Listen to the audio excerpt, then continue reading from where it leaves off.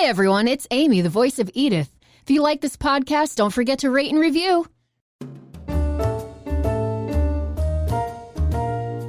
Seven Lamb Productions presents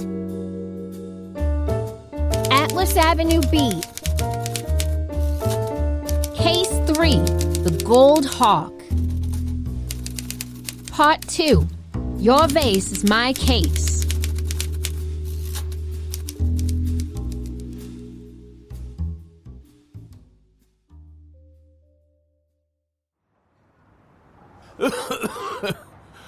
What? Why? When? Where? How? Really? That's how you greet me? My ex-wife, or what I normally refer to as the she-devil, slid on the bench to make room for me. James, have a seat. This couldn't be happening. And what if I say no? Then stand. So that's what you want me to do, huh? Fine, I'll sit. Who was that in the car? Miss Rose. She's Donald's sister. So you're still with that prick? We're married. Ha!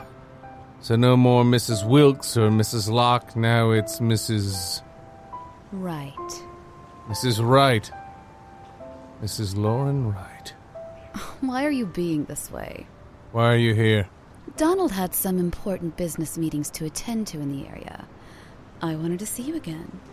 Stop being so petty. Tom Petty? Don't change the subject. I'm not. I really want to talk about late 80s pop rock hits. No, you don't. Is it so bad that I wanted to see you again? Yes, because I never wanted to see you again. You broke my heart. Don't act like you were innocent. We both started fights. We both had our troubles. We both knew it was over when it was. This was awkward. I wanted to bury my head in a hole like one of those birds. Oh man, what were those birds called? Shit. Jesus, I'm so flustered. I can't think of what those big birds with long necks were called. Son of a bitch. This was her fault. Won't you say anything? You made me forget what ostriches were. What? There it was, ostriches. I wanted to hide my head in the dirt like an ostrich. Wait, did they really do that, or was that only in cartoons? What the hell are you talking about? Nothing. Never mind. If you don't want to talk, if you'd rather I leave and never speak to you again, just tell me. Bye, Felicia. Seriously? Sorry. How long are you in town for? She smiled. Not sure yet. Donald, as you know, owns a winter coat store and is looking to branch out. We're exploring other places that experience winter. I told him to try Kenneth Heights. I remembered the cold evenings and thought that people would really take to his winter coats here. What's so special about his winter coats? Oh, they're very unique. They zipper horizontally rather than vertically, making them easier to wear. How does that make them easier to wear? Well, they come in 2 pieces. Yeah, how does that make them easier? You don't have to wear the whole coat if you don't want to. Who wouldn't want to wear a whole coat? What if it's not snowing outside? So, why does that matter? If it's cold, it's cold. But what if it's not that cold? Then why wear a coat? I don't know. Wait, why aren't you wearing one of his coats? I just... okay! I don't like his coats. Yes, it's stupid that they zipper horizontally. I don't know why he did that. It makes no sense to me, but I stand by him. I support his decisions and his business decisions. You love him? Of course. She looked at her phone. Donald's calling. He must be out of his meeting. Could we get together later this week to catch up? Will Donald be coming? He doesn't have to. Sure. Good. What's your number? 867-530-1. Really? So close. Yeah, I still get plenty of people who call and sing to me. Surprisingly, most of the time it's Tommy Heath. The lead singer of Tommy Two-Tone? He thinks he's being funny. That's too bad. But okay, I'll text you later. Oh no, I don't have text. That's the house number. Really? You still stay away from technology? It works for me. You know, change is okay. I know. That's why I save it in a piggy bank. Not that kind of change. Oh, yeah, I knew that. I was making a humor joke or something. Well, I better go. Yeah, hurry up and get back to Mr. Right. Ah, shit. That didn't come out the way I wanted it to. I was trying to be sly, but that's his name, so... Goodbye, James. Bye, Felicia. She planted a soft kiss on my cheek. I watched as she walked off. Then I threw up one more time. Time to head home.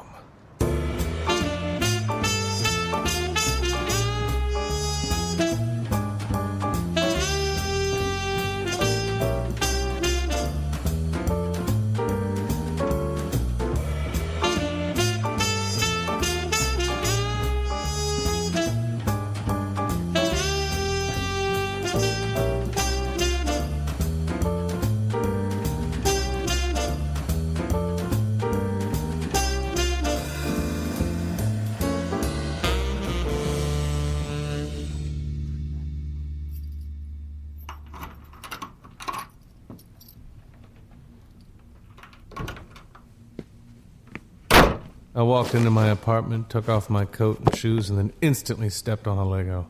Ah, shit! The hell? There were Legos all over the floor. Paul? Paul! Paul ran in from the den. Jimmy John, what are you doing home so early? It's 6. I get off at 5. Paul had moved back into my apartment now that the captain and I had sorted things out. Man, we lost track of time. Why are there Legos all over the ground? I thought I told you... Wait, who's we? Hi there, Jimmy. What? No, what is Timmy doing here? We were building a city out of Legos and we was going to reenact the last scene of Godzilla. You remember when Godzilla and his friend Captain Nemo go on a rocket ship ride and they land on the moon only to find out that it's made of cheese, and then they fall right back onto Earth and land right on top of a large city that looks strangely familiar to a cross between New York City and ancient Rome? No, I do not remember that in Godzilla. Well, it doesn't matter because we didn't get to reenact that scene because I accidentally tripped on my shoelace and I knocked down the whole Lego city before we got to play. The craziest thing is that Paul wasn't even wearing shoes at the time. Oh yeah, I forgot to mention that. What is Timmy doing here? I thought he was grounded again. He is.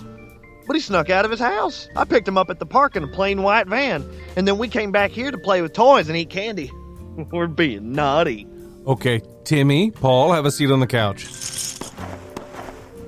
This is my place, so I think I need to lay down some guidelines. New rules. Bill Maher? No.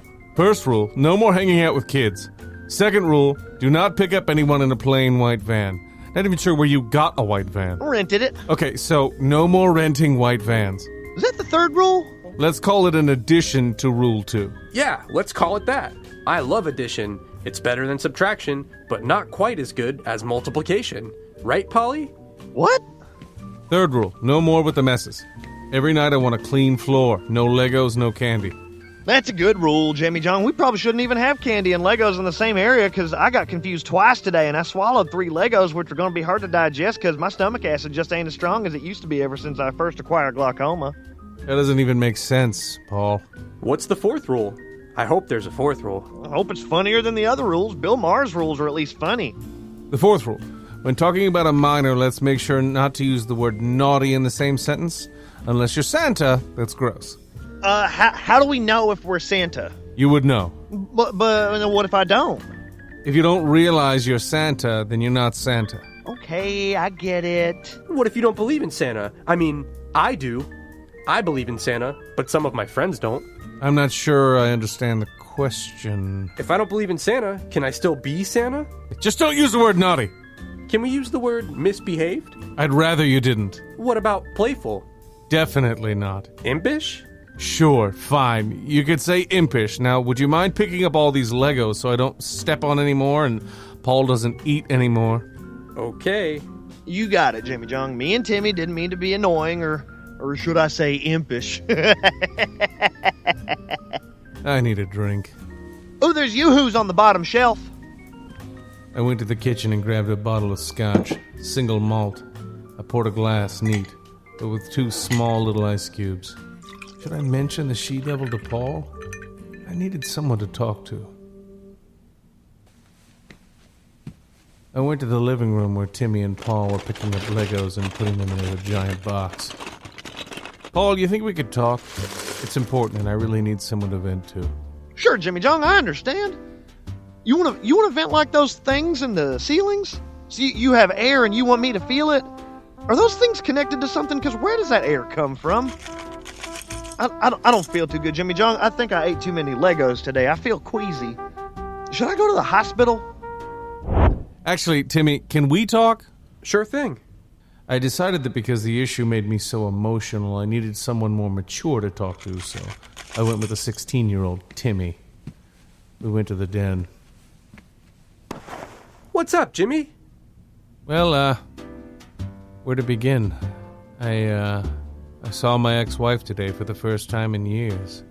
As you can imagine, it was quite shocking. She broke my heart when she left me for another man. I know that you also went through a breakup not too long ago, so maybe you can understand how that felt for me. I know you weren't married, but maybe... No, I totally get it. Me and Charlotte broke up after I found a text message from her to Scott Grammer. Scott Grammer? He's this preppy guy that is a total douche. He thinks he's cool, but he isn't. I miss my Charlotte Webb, but I'm all about trust. That's why I hate her now. Trust.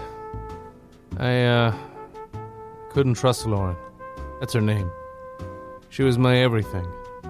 Of course, we fought from time to time, but I thought we had something good, meaningful.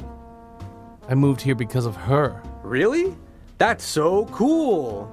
I used to live in California, but I made the trip because it was so important to her. I tried. I really, really tried. That sucks, dude. But let me tell you a story about a little boy and a wise old woman. This cute little boy once got lost in a big city and didn't know anyone. He was constantly in trouble and having a hard time finding his place in life. He met this old woman who often went to the park to feed pigeons. He thought she was weird, but eventually worked up the courage to talk to her. He was like, "Hi," and she was like, "Hello." He talked to this woman who appeared to be homeless and upset and listened to her story. She told him that she once loved a man who fell out of love with her. He had broken her heart, so when the chance of love came again, she ran away from it. She stopped trusting people. The little boy thought it was stupid that she would do such a thing. The lady said it was hard for her to trust again, but the boy told her that even if her heart is broken, it doesn't mean it's gone. So you think I should get over the past? It's up to you, dude. But I know that me and Charlotte will be cool someday, and maybe we'll be friends and buy houses next to each other. Maybe we'll even get on the same cell phone plan. You know, as friends. Thanks for the talk, Timmy. Talking is what I'm good at. Well, that and flipping awesome ollies on my skateboard and such. Maybe I should let it slide. Maybe I should be happy for Lauren. We had plenty of good times together. It's just so hard for me to forget what ended it. I needed to sleep on it. All right, Timmy. Go into my room. Okay. Peace out, dog. And Timmy, I know you were the little boy. What are you talking about? In the story. No way. That was Macaulay Culkin, dude, and actress Brenda Fricker who played the bird lady. I was talking about my favorite scene in the blockbuster sequel, Home Alone 2, Escape from New York. I thought that was your story. Yeah, I wish my stories were that cool. Go finish picking up the fucking Legos.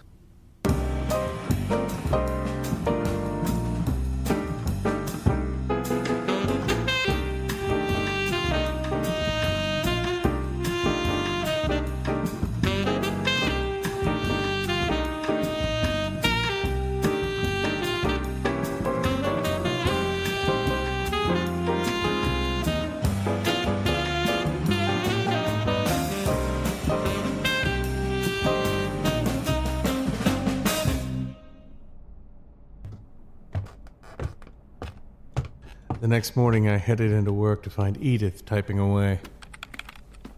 Good morning, Mr. J. How the hell are you? Well, not so good. Did you eat something awful and now you got the runs? No, well, never mind. Let's save it for another time. You have that file on the museum artifact? The Gold Hawk? Just fucking finishing up now, Mr. J. Edith handed me the file. This is the file? What happened to the one on my desk? That's it. I had to update it because a dumbass Curator had more info.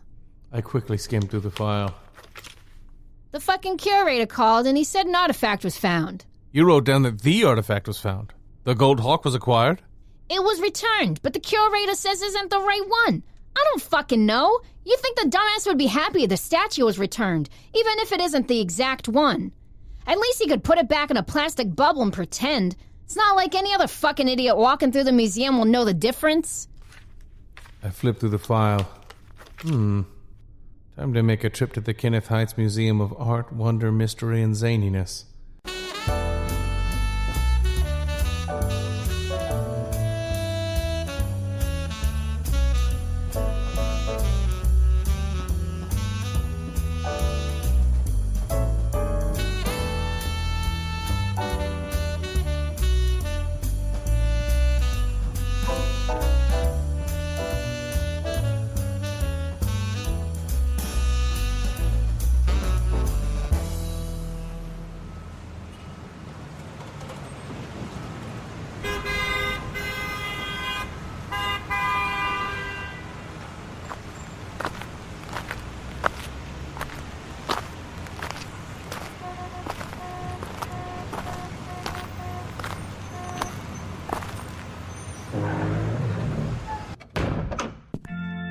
I walked into the museum and looked up at its high-arched ceiling and long stained windows.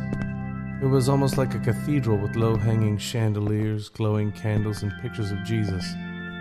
Oh wait, this was a cathedral. I was daydreaming when I walked up. Must have zoned out.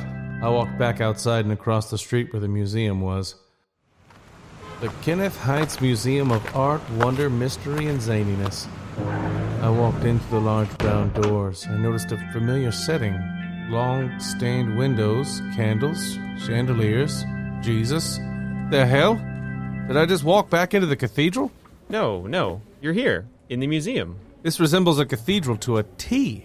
It's part of the zaniness of the museum. When we changed the name of the museum to add wonder, mystery, and zaniness, we decided it was important to repeat those words in physical form. Otherwise, it's just false advertising. You're right. This is zany. It's our new exhibit, cathedral artifacts from around the world.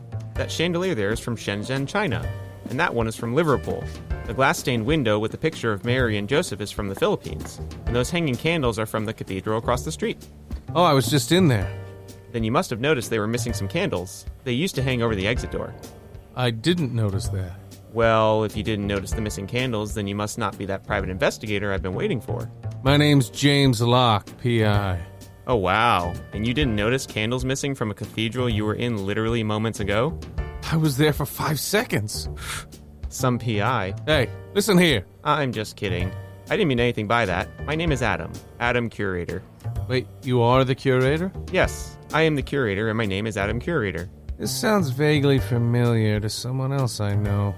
Did you change your name? Nope, that's the one I was given. It's why I became a curator. You became a museum curator because your last name is Curator? That's right. Does that seem odd to you? A little. I come from a long line of curators. My father was a curator before me, and my grandfather before him, my great-grandfather before him, and my great-great-grandfather before him. Also, my great-great-great... I get it. All of us are curators, even though not all of us liked it. In fact, I went to college and majored in mass comm, but that led nowhere. Didn't feel like pursuing that career? Couldn't. My last name's Curator, not media. You know, you don't have to pick a job based on your last name. My last name is Locke, and I'm a P.I. And I used to be a cop. Locke? Shouldn't you have been a locksmith or something? No, that's what I'm telling you. You don't have to rely on your last name for guidance on what you want to do with the rest of your life. Well, that truly is some pertinent information that I could have used many years ago. I mean, right now I'm 50 years old, so I'm not going to change my career at this point in life, but wow, that is some news to me. Sorry I had to learn it so late in life. I wonder if I should tell my son. Is he a curator? A practicing one. He takes his test today. You have to take a test to become a curator? Of course. It's a tough one, too. 10 questions. You get all of them right, you're in. You miss one, you get custodial duty. Miss two, in the slammer. You get arrested if you miss 2 questions? Told you, it's tough. And impractical. Let me give my son a quick call before he takes his test. Maybe I can catch him before he starts. Adam Curator jumped on his phone and made a call while I walked around looking at all the paintings and sculptures. One piece caught my eye. It was a large porcelain vase on a pedestal. It had blue flowers and little green leaves imprinted in a wavy design over pure white. For some reason, I just wanted to smash it. Why? Then I remembered. The she-devil had one that looked just like it, and I hated it.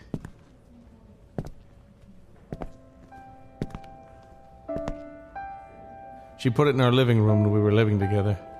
I always had to be careful around it. Be careful, be careful. I stood there staring at it and getting heated. Eventually, the curator jogged over.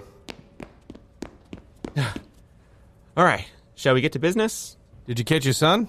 Nope, too late. And get this, he missed 2 questions, so I'll see him in about 5 to 10. Really? Anyway, about this gold hawk sculpture. The curator, unperturbed about the news of his son, went into details surrounding the missing gold hawk. Apparently the gold hawk, a sculpture obtained on an expedition 400 years ago, was one of the prized possessions of the Kenneth Heights Museum. It was stolen days ago, but was returned yesterday. With it, a note that read, "Sorry for taking this. Here, have it back. Thanks, bye." When I asked the curator why he was upset with its return, he promptly told me that it was because while the hawk was authentic, it wasn't the same hawk sculpture. The original gold hawk had an inscription on the bottom that read, "2 jewels from Vern." Apparently the inscription was carved by an archaeologist who discovered the hawk. But if this new hawk is a legitimate replica, does it really matter that the original is still missing? Absolutely. The inscription is key. Vern was an important archaeologist. He was revered in his day. Jules was cool, too. Okay. Well, to get started, I would like to talk to everyone that works here. One at a time and in a small room if possible. And if we can darken the corner of the room so I can disguise my face in a menacing way, that would be perfect. It's an interrogation technique. Like Batman? Pretty much like Batman. What about a medium-sized room with a few candles? That should work. Before we get started, I should warn you. Warn me? This case may be more involved than you think. Stolen statue? I've seen worse. No, trust me, this won't be an easy case. Are you sure you're willing to take it on? I can't spare any more time, and I've heard you're the best the city has to offer. Because of my recent successful cases, I was really making a name for myself. We will have to discuss a fee. Anything you want. I could even give you an artifact or painting, if that will suffice. What about that vase? This one? Yes. I want to tip it over. Can I push it off its stupid pedestal? I mean, I'd rather you didn't. Although we were planning on storing this item and replacing it with something newer. So I guess if that's really what you want. That's really what I want. And why, pray tell, would you want to do that? My name's James, not Pray Tell. Who's this Pray Tell chick? Pray tell's not a woman. She sounds like a whore. You think this Pray Tell knows Sharonda? Because that biatch owes me money. No, that's not what I meant. I knew what he meant. I was just having some fun. I want to know why you want to destroy this beautiful vase. Let's just say I have my reasons. Obviously, I'll still charge a fee for my services, but I will charge less because of the vase. When the case is done, can I smash it? I guess. Then you have yourself a private investigator, Mr. Adam Curator. Now let's get started.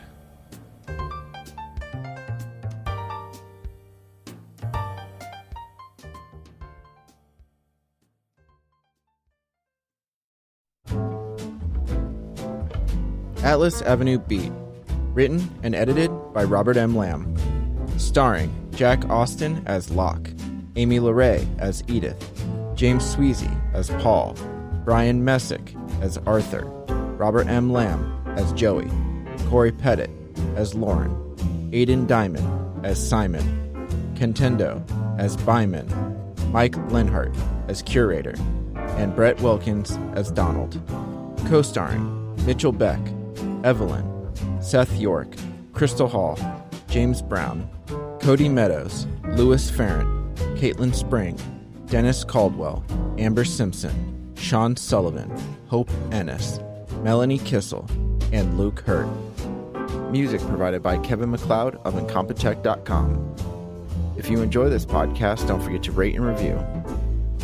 Also, check out www.7lamb.com for other podcasts such as this one.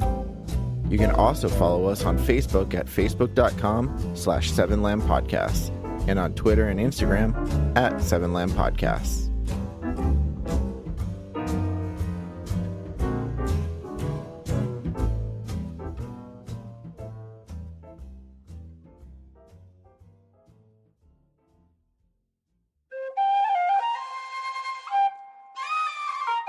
This has been a Seven Lamb production.